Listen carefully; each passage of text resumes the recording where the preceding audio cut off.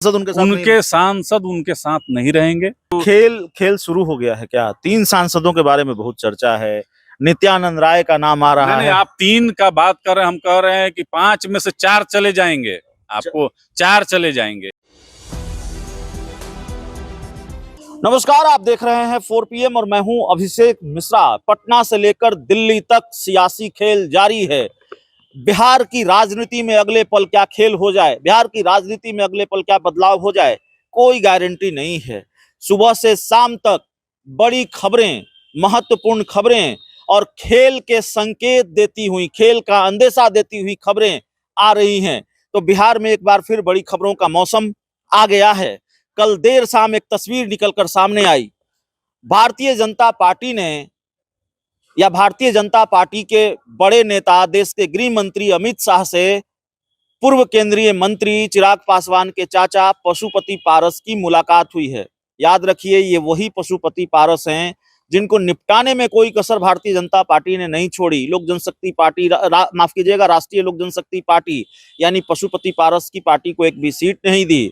इनकी पार्टी के नेता को तोड़ लिया। सुनील पांडे, जिनके लिए पशुपति पारस सीट मांग रहे थे तरारी विधानसभा की, उनको तोड़ लिया, अपनी पार्टी में ले आई। तो लगातार बीजेपी खेल करती रही, लेकिन अचानक बीजेपी ने भी गियर बदला और पशुपति पारस से मिलने पहुंच जाते हैं बीजेपी के प्रदेश अध्यक्ष दिलीप जायसवाल, इसी पार्टी दफ्तर में जहां हम खड़े होकर बात कर रहे हैं। पशुपति पारस अमित शाह से कल मिलते हैं।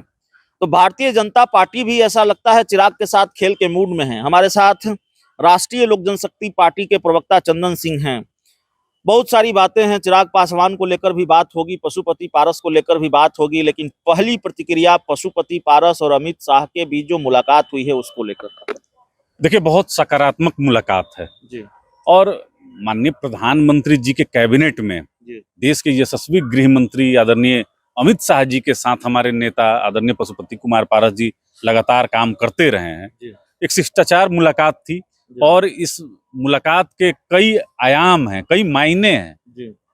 आप हर नजरिए से इसको देख सकते हैं और खास करके बिहार के आने वाले जो विधानसभा चुनाव हैं और जो राजनीतिक समीकरण है उस पर तो निश्चित रूप से आप इसको देख सकते हैं। तो बहुत अच्छी मुलाकात है और बराबर आदरणीय अमित शाह जी से जब मुलाकात हमारे राष्ट्रीय अध्यक्ष जी का होता है तो एक अलग समीकरण उभर कर सामने आता है। तो वर्तमान में जो बिहार का परिप्रेक्ष्य है और जिसकी चर्चा आप कर रहे हैं तो वो सब इसमें मुलाकातें तो पहले भी खूब होती रही, लोकसभा चुनाव से पहले भी खूब मिले, लेकिन उन मुलाकातों का फायदा क्या हुआ? भारतीय जनता पार्टी ने तो पूरी तरह से आपको निपटा ही दिया। लोकसभा चुनाव में सीटें नहीं दी, आप मांग रहे थे विधानसभा उपचुनाव में सीटें, जिनके लिए मांग रहे थे तरारी विधानसभा की सीट उपचुनाव में सुनील पांडे, उनको बीजेपी आपकी पार्टी से ले जाकर अपनी पार्टी में शामिल करा लेती है। तो खेल तो बीजेपी ने किए हैं और खूब किए आपके। अभिषेक जी, आप हमारे नेता का पुराना बयान शायद भूल गए।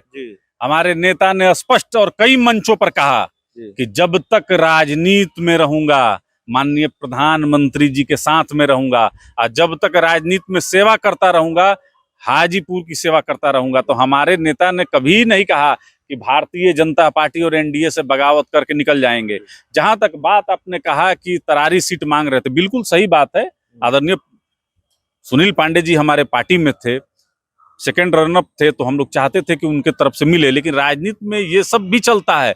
अब क्या है कि एक बच्चे के झुनझुने के जिद के लिए आंख नहीं फोड़ा जाता या सर नहीं नोचा जाता। ये तो आपसी सहमति है कि किसी भी तरीके से जो है एनडीए के खाता में वो सीट आनी चाहिए। हमारा समर्पण लोकसभा के समय से ही है। चिराग पासवान लगातार बीजेपी की टेंशन बढ़ा रहे हैं। कई मौकों पर उन्होंने बीजेपी और केंद्र सरकार से इतर राय रखी है और अब स्थिति यह है, भारतीय जनता पार्टी और चिराग पासवान के बीच की लड़ाई कह लें, प्रेशर पॉलिटिक्स कह लें, कि चिराग पासवान की पार्टी के जिला अध्यक्ष कह रहे हैं मोदी मुसलमानों के दुश्मन हैं, मोदी भगवान नहीं है। और जब स्वर्गीय रामविलास पासवान ने गोधरा कांड को लेकर इस्तीफा दिया था तो आगे कुछ भी हो सकता है। ये लड़ाई यहाँ तक पहुंच चुकी है। देखिए, इस तरीके का बयान बहुत गंभीर बयान है अभिषेक जी, और एनडीए के सहयोगी के तरफ से आना गंभीर हो जाता है। अब चिराग पासवान जी कहाँ हनुमान थे और आज अपने ही राम पर प्रश्नवाचक चिन्ह लगाए हुए हैं। और बराबर चिराग पासवान ने कहा है कि गठबंधन धर्म की मर्यादा में रहनी चाहिए। घटक दलों को। आज वो चाहे लिटरल नियुक्ति की बात हो, SC ST में क्रीमी लेयर की बात हो जो सुप्रीम कोर्ट के माध्यम से आया, या फिर वर्फ कानून में संशोधन का विषय हो, हर चीज में माननीय प्रधानमंत्री जी के उलट इनका विचार है। और पहले कहाँ, पहले तो बहुत कुछ हुआ, लेकिन चिराग पासवान ने कभी भी माननीय प्रधानमंत्री जी या भारतीय जनता पार्टी के खिलाफ तो कभी कुछ नहीं कहा। आज वो जाति जनगणना पर बोल रहे हैं। ये मतलब एकदम 90 डिग्री में घुमा हुआ। अगर आप यह कह सकते हैं कि कोई राहुल गांधी और अखिलेश यादव या तेजस्वी प्रसाद यादव का कोई अगर जवान बोल रहा है तो वह एनडीए में रहकर चिराग पासवान बोल रहे हैं। और उनके पार्टी के नेता जब माननीय प्रधानमंत्री जी के बारे में अपशब्द का प्रयोग करते हैं, गाली देते हैं, तो हम सहयोगी के नाते हमारा कलेजा फट जाता है। अभिषेक जी, अगर चिराग पासवान में नैतिकता है, मैं इसलिए कह रहा हूं अभिषेक जी कि जिस वर्फ कानून के लिए अल्पसंख्यक के हितों की रक्षा की बात वो करते हैं, तो खगड़िया में क्या हुआ? खगड़िया तो महबूब अली कैसर जी एकीकृत जब लोजपा था तो वो सांसद थे।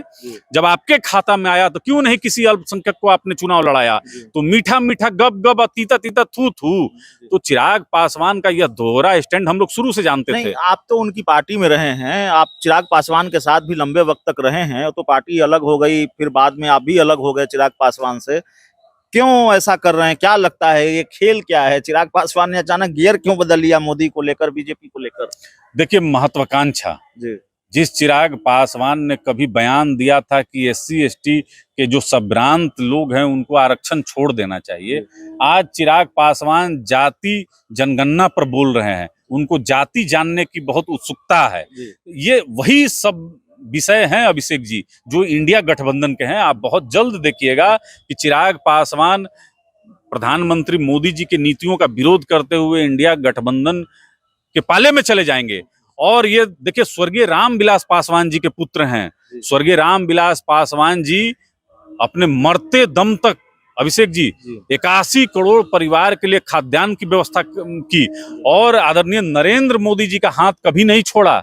और जो लोग बोलते हैं कि गोधरा कांड पे इस्तीफा दे दिए, वो दे दिए, उसके बाद का उनको याद नहीं है कि 2014 से माननीय प्रधानमंत्री आदरणीय नरेंद्र मोदी जी के कैबिनेट में स्वर्गीय रामविलास पासवान जी मंत्री थे। आखिरी सवाल है चंदन सिंह जी, बहुत ईमानदारी से इस सवाल के जवाब की अपेक्षा होगी।